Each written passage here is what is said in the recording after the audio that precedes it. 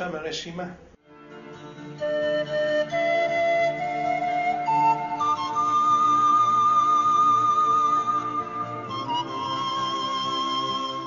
יש פצועים כאן קשה, כמו שאנחנו שומעים, ההרוגים יש כבר 9, והשמות שלהם הופיעו ברשימה, עכשיו נשארנו 3. זה היה הלילה האחרון שלי מלחמה הזאת בלבנון, עברתי חוויית חיי. את הלילה הכי מסוית שהיה לי בחיים.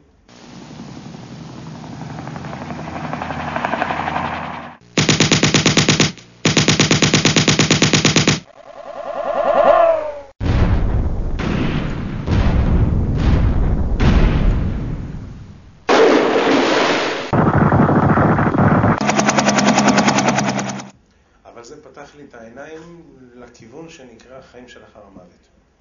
היחידה שלנו נשלחה לתוך הרי השוף. במזרח לבנון יש רכס הרים שנקרא הרי השוף. דומה מאוד להרי הגליל. ובאחד הוודיות שם היה כפר אז החיזבאללה, זה היה עוד שם כזה חדש, שם שהאוזן עוד לא התרגלה אליו, השתלט על המקום הזה, ועשה מזה מנפקדה שלו. המטרה הייתה להשתלט על המקום הזה ולכבוש אותו ולנסות לתפוס מסמכים, ציוד ולחקור אותם, לדעת מי הם. עוד לא ידעו כל כך מי הם ומה הם. זה הוטל עלינו, הכנו את התוכנית, 150 איש בשני תורים בדרך אל היעד, מרחק של 20 משהו קילומטר מתחילים ללכת. שעה 20:12 ממש בפאתי הכפר. חלק מהביצוע היה ששלושה חבר'ה צריכים לאגוף את הכפר מסביב, להגיע לגבעה שחולשת על הכפר, לשכב על הבטן, חצות לילה פקודת אש, מתחילים לרתק אותם מהגבעה הזאת. הכוח העיקרי נכנס מלמטה בתנועת מלקחיים, בתחבולות תעשה לך מלחמה. מהשלושה שהיו צריכים להגיע לגבעה הזאת, בדיוק השלושה שאנחנו נשארנו מאותה רשימה. 20:12 מתחיל פיצול כוחות. אנחנו השלושה עוזבים את הכוח, יורדים לתוך הוואדי, צריכים לטפס כמה טרסות בהר, להגיע לגבעה, לשכב על הבטן, חצות לילה פקודת אש, וזה מתחיל. אנחנו יורדים בוואדי, אני במרכז, אחד משמאל, אחד מימין, קצת אחורה, זהירות, לא לדרדר אבנים, אין כסף קטן בכיסים, פנים מכוסות בבוץ, אתה בודק את עצמך 1000 פעם לפני שאתה יוצא. עשינו את זה בצורה יפה מאוד. הם הולכים 2 מטר אחריי ואני לא שומע אותם. זאת אומרת שאנחנו עושים את זה יפה מאוד. עשינו את זה יפה מאוד, תרגלנו את זה הרבה זמן יפה מאוד. אחד המדריכים שלי יושב פה בכיסא פה ממול, הרב אריאל אמר, ותרגל אותנו בהרבה דברים. אנחנו יש לנו חשבונות בינינו, אחר כך נסגור. אבל עשינו את זה יפה מאוד, הוא היה פה? אז אנחנו מכירים אותו. הנה, המדריך שלי. הנה הוא פה. טוב, עשינו את זה יפה מאוד, אנחנו ממש כבר מתקרבים, ואז פתאום נפתחת עלינו אש מכיוון הכפר. החייל שהולך מצד שמאל חוטף את זה בפנים, אנחנו רק מספיקים לשמוע אותו צועק, אמא אני מת, והוא עף אחורה, הוא שוכב על הגב והידיים על הפנים. אנחנו ניגשים אליו, אני מראה לו את הידיים הפנים, שם מרחם, אין פנים, זה מראה מאוד קשה, מראה מאוד מזעזע. אם לא היית יודע שזה הוא שיצא איתך לדרך, אתה פשוט לא מכיר אותו. פשוט זה גוף בלי פנים. אני יודע שהוא הרוג, אבל כמו כל מקום בעולם, גם בצה"ל, רק רופא קובע מוות. אני לא רופא, גם השני לא, להגיש עזרה ראשונה בבקשה, אבל מה מגישים עזרה ראשונה אחד שהוא נפגע פנים? אני פותח את המכשיר קשר ומודיע בקודים שיש נפגע, והנפגע קשה מאוד, רצוי שצוות רפואי ירוץ לקראתנו, ואנחנו נחזור אחורה כדי לחסוך בזמן, אולי עוד אפשר להציל אותו. אנחנו מקבלים את האישור לחזור, אני מורים אותו מהכתפיים, החבר השני שם ידיים תחת הברכיים, מזיזים אותו אחורה, הרופא והחופשים יוצאים לקראתנו, מניחים אותו לקרקע, הם מתנפלים עליו, ואני שומע את הרופא אומר, הוא מת.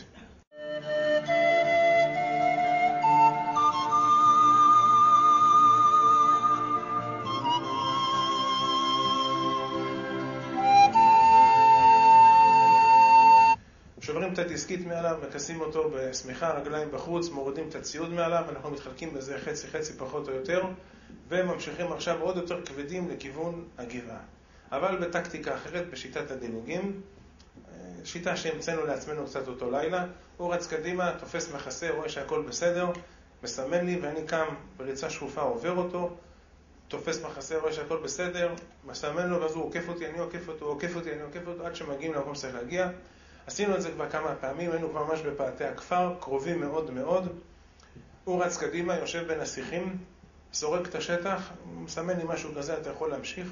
אני קם בריצה שקופה, עובר אותו ב-30-40 מטר, מתחבא אחרי סלע גדול. התחיל לסרוק את השטח. זה לקח כמה דקות. מוציא משקפת עיריית לילה. הכל בסדר, הכל שקט. אולי זה לקח 2-3 דקות כל הבדיקה הזאת, לא יותר. שאני יודע שהוא מאחריי, הוא מחפה עליי.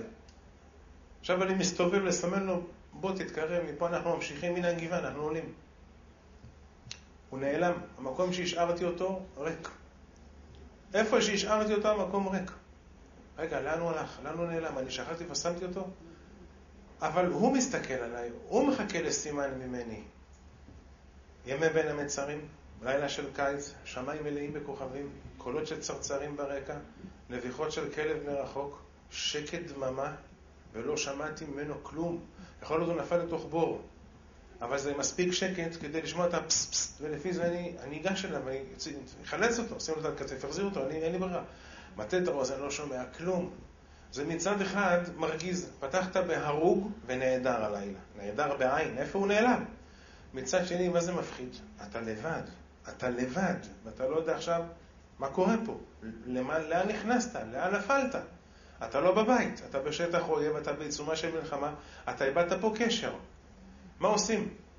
להמשיך לגבעה, אני לא יכול, זה לא שייך, חצי מהציוד אצלי, חצי מהציוד אצלו, זה לא שייך. לחזור חזרה לכיוון הכוחות שלנו, אף אחד לא יודע שאני חוזר, אני אמור לחטוף מכת אש מהחבר'ה שלנו, זה לא נעים. ללכת לחפש אותו, אני גם כן לא יכול. קח מכשיר קשר, תגיד שאתה חוזר, זה מכשיר קשר אצלו. תצעק בערבית, אתה מטרים מהחיזבאללה. תצעק בעברית, שברת את ההפתעה. תישאר באמצע ככה, תכף מתחילה פה מכת אש מכל הכיוונים. מה עושים? 200 מטר מצד ימין שלי עמדה וילה. בית בין 3 קומות. את הבית, משהו מפואר מאוד לשעבר. את הבית הזה הקיף הגדר, ולבית היה שביל עשוי מבטון, משהו להולכי רגל, שמכל צד של שביל 2 שורות של עצים מכל צד. מין שדרה כזאת לבית. החלטתי להתחבא בבית הזה, זה עניין של 4 דקות, תכף תתחיל פה ספירה לאחור, פקודת אש, אני לא עונה, יראו שלא הגיעו לגבעה, עניין של שניות להבין שקרה פה משהו, שהולכים לחפש, לא יפקירו אותנו בשטח.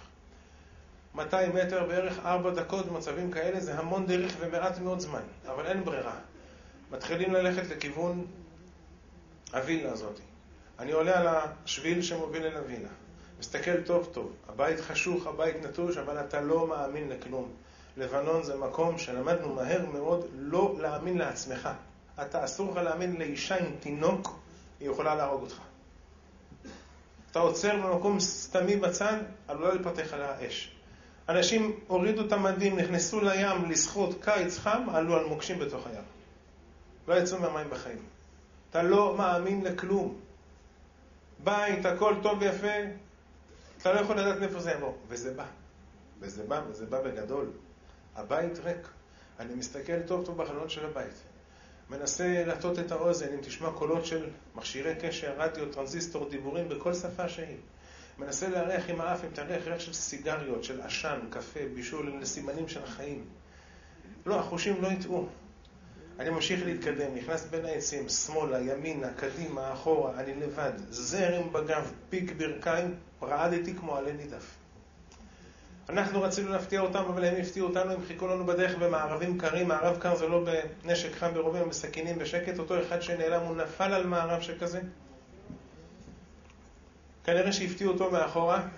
איך לא שמעתי אותו אני לא יודע, אבל כנראה שהפתיעו אותו מאחורה. הגופה שלו נמצאה אחר כך, הוא לא היה ירוי, הוא היה דקור.